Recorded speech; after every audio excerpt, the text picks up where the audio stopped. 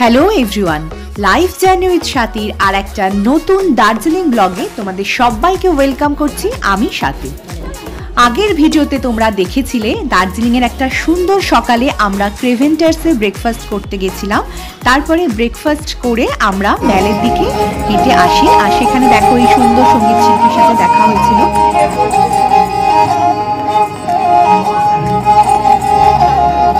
এরপরে taxi stand থেকে taxi book করে আমরা চললাম দার্জিলিংয়ের অন্যতম বিখ্যাত সাইট সিইং রোপওয়ে দেখার জন্য। আজকের ভিডিওটা চলো এখান থেকেই শুরু করলাম। দার্জিলিং ম্যালের ট্যাক্সি স্ট্যান্ড থেকে তোমরা রোপওয়ে যাওয়ার জন্য ট্যাক্সি পেয়ে যাবে, কিন্তু তোমাদের ভালো রকম বার্গেন করতে হবে। ওরা এক এক সময় এক এক রকম প্রাইস বলেছে। আমরাও যেমন যাবার সময় বেশি প্রাইস দিয়ে গেছি, ফেরার সময় 100 টাকা আমাদের কম লেগেছিল। তবে শেয়ার ট্যাক্সিও পাওয়া যায়, সেটাও তোমরা চাইলে বুক করে নিতে পারো।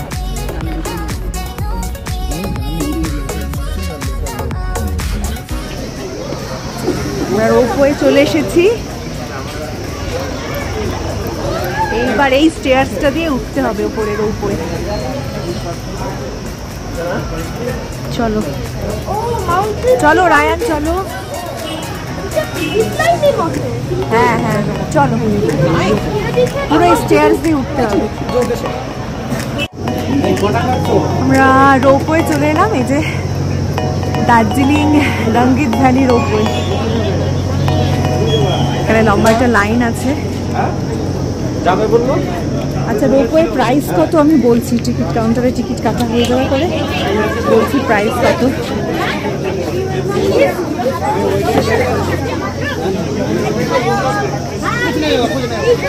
যেখানে লাইন আছে,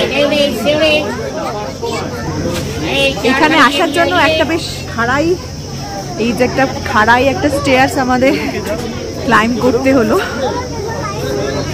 রায়ান,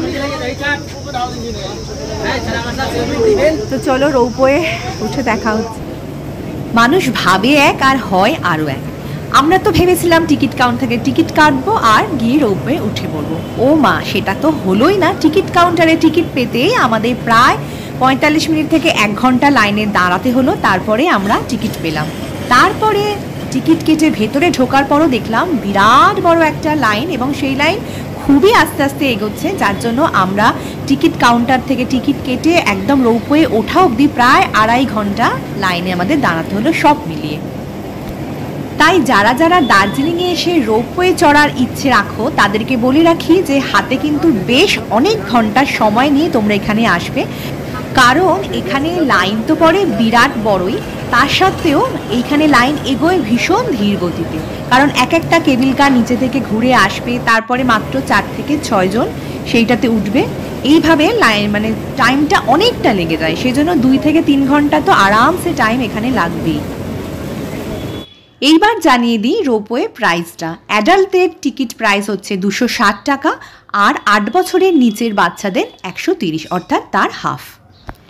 টিকিট কাউন্টারটা একবার খোলে কিছুক্ষণের জন্য কিছু টিকিট দিয়ে আবার বন্ধ হয়ে যায়। তো দেখো আমরা টিকিট কেটে ভেতরে ঢুকলাম, কিন্তু লাইন দেখো। আর বললাম আগে যেটা বললাম, লাইন ভীষণ ধীর গতিতে এগোয়। আমরা অনেকটাই দেখো এই যে পিছন থেকে ওই গেট থেকে এতটা লাইন পেরিয়ে পেরিয়ে পেরিয়ে পেরিয়ে এই এতটা এসেছি, কিন্তু এরপরও সামনে বেশ কিছুটা লাইন রয়েছে। আমাদের আরও কিছুটা টাইম এখানে চলে যাবে। ফাইনালি আমাদের টাইম এলো কেবিল কারে চড়ার, অনেক ঘন্টা অপেক্ষা করার পর। এই যে অরেঞ্জ কেবিল কার, এইটা আমরা উঠবো এবারে।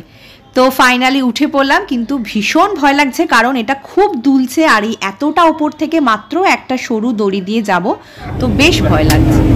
2.5 ঘন্টা ওয়েট করার পরে উঠেছি আমরা। এবার আমরা যাবো, কুই করে যাবো, কুই। দেখ নাকি ভালো লাগবে। এবার আমাদের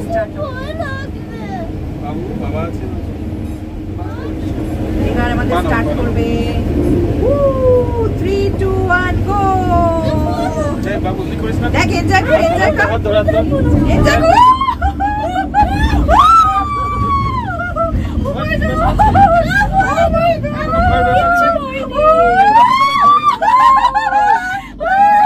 কি দারুণ লাগছে। Oh my God! ওরে মা ব্যাগ পড়ে যাচ্ছে না তো? Oh my God! কি ভালো লাগছে। দেখ দেখ কি ভালো লাগছে, আমরা পুরো পাহাড়ের উপরে। কি দারুণ লাগছে, পুরো আমরা একদম হিল টপে এবার নামবো, পুই করে নেমে যাবো। দেখ কি দারুণ লাগছে বাবু, লেফট সাইডটা দেখ দেখ দেখ দেখ কি সুন্দর। এইদিকে থাকা, এইদিকে থাকা। একটা আমি ভাবছি নাগরদোলার মতো পুই করে নেমে যাবে, তা নয়। শুরুতে তো ভীষণই ভয় লাগছিল, আসলে কেবল কারটা এতটা দুল ছিল, আর দড়িটা তো দেখতেই পাচ্ছ খুব একটা মোটা নয়, তো ভীষণ দুল ছিল আর পুরো শূন্যে ভাসছি মনে হচ্ছিল। তো তারপর একটু স্টেবল হওয়ার পর খুব ভালো লাগছে, ভীষণ ভালো লাগছে। 2.5 ঘন্টা এই যে এতটা ওয়েট করাটা পুরো সার্থক, কারণ এই এত ওপর থেকে এত সুন্দর লাগছে চারিদিকটা দেখতে। যদিও কাঞ্চনজঙ্ঘাটা মেঘে ঢাকা পড়ে গেছে, কিন্তু ওভারঅল ওপর থেকে ভীষণ সুন্দর লাগছে দেখতে। আর নিচে একদম চা বাগান ঘন, খুব সুন্দর লাগছে। আমরা এখানে টপ থেকে আসছি, ভিডিও করছি তো। হ্যাঁ হ্যাঁ ভিডিও করছি তো। সেই একই ভুল করবো, নিজেকে ডুবে দিই, একটু হ্যালো করুন।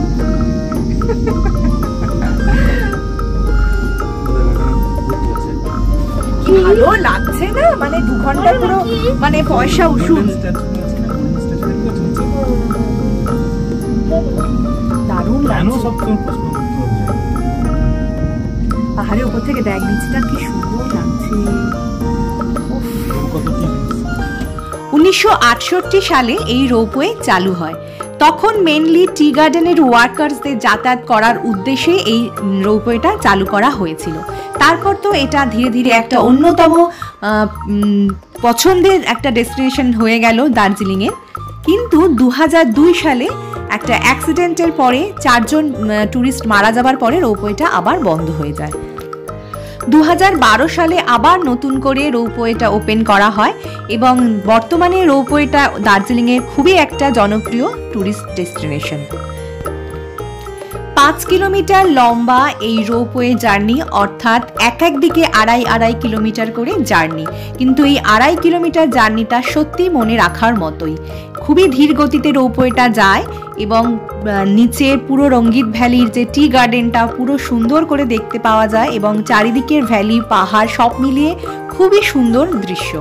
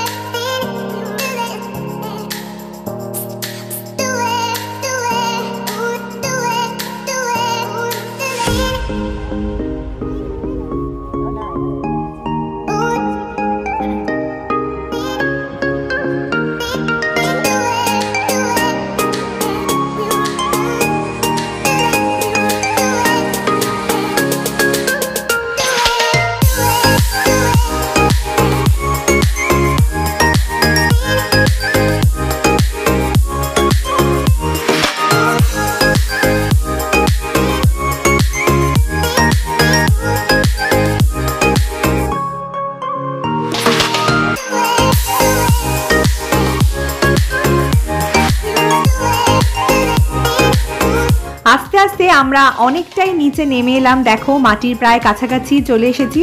মনে হচ্ছে যেন চা বাগানগুলো, চা গাছগুলো একদম ধরা ছোঁয়া যাবে। তো এইবারে এখানে আমরা কেবল কার থেকে নামবো, নেমে এখানে কিছুটা ঘুরে দেখবো, কিছুটা টাইম এখানে স্পেন্ড করব। রোপওয়ে থেকে নেমে আমাদের এই যে এরকম সুন্দর ভিউ, এখানে আমাদের একটুখানি ওয়েট করতে হবে, তারপরে আবার একটা রোপওয়েতে আমরা ব্যাক করব।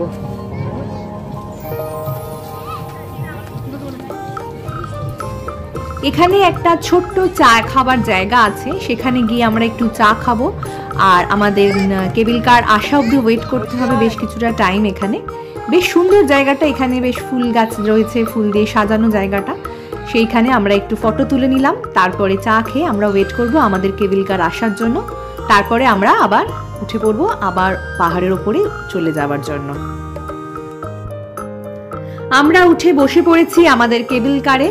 এইবারে আমরা নিচে থেকে আবার ওপরে উঠে যাচ্ছি সেই একই রুট দিয়ে। এখন রোদ্দুরটা একটু কমে এসেছে, সেই জন্য একটু ডার্ক লাগছে পাহাড়ে। তো জানোই তোমরা, দেখো ওই দিকের পাহাড়টায় রোদ আছে, কিন্তু এই দিকে পাহাড়টা এখন ছায়া পড়ে এসেছে।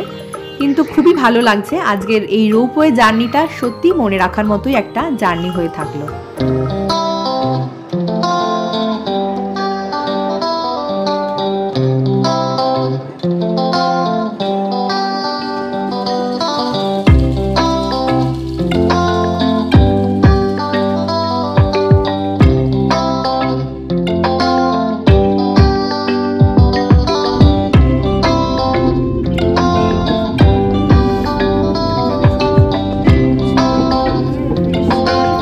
এরপর আমরা ফিরে যাব আমাদের হোটেলে। দেখো আমরা এখান থেকে আবার ট্যাক্সি বুক করে ব্যাক করছি, আমাদের হোটেলে ফিরে যাব।